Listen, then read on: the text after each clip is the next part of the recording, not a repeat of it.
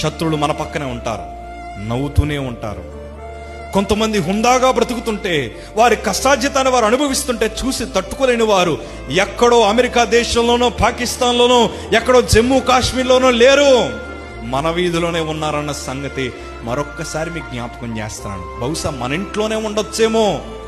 ప్రేమ చూపిస్తూనే ఉంటారు, నీ భుజం తడుతూనే ఉంటారు. కానీ జాగ్రత్త, నువ్వు ఎప్పుడు పడిపోతావని ఎదురు చూస్తున్నారు, నువ్వు ఎప్పుడు ఏడుస్తావని ఎదురు చూస్తున్నారు, మీరు ఎప్పుడు ఉద్యోగాలు కోల్పోతారని ఎదురు చూస్తున్నారు, మీ వ్యాపారాలు ఎప్పుడు నష్టపోతారని ఎదురు చూస్తున్నారు. కొంతమంది గృహాలు కట్టుకుంటే చూసి తట్టుకోలేరు, కొంతమంది వాహనాలు కొనుక్కుంటే చూసి తట్టుకోలేరు.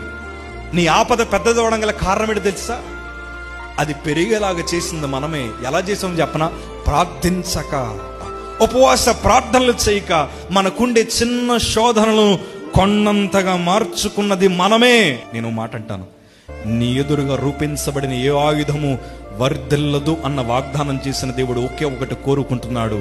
విశ్వాసముతది సముద్రమైన అడుగులు ముందుకై, విశ్వాసముతో అగ్నిగుండమైన అడుగులు ముందుకై, విశ్వాసమైన అది సింహపు బోనైన అడుగులు ముందుకుంటూ వేయి, అది ఎర్ర సముద్రమైన కూడా అడుగులు ముందుకేసుకుంటూ మనము వెళ్ళాలి. ఎందుకంటే నీ ప్రయాణం ఆగకుండా చూసే బాధ్యత ఆయనది. దేవునికి స్తోత్రం కలుగునుగాక.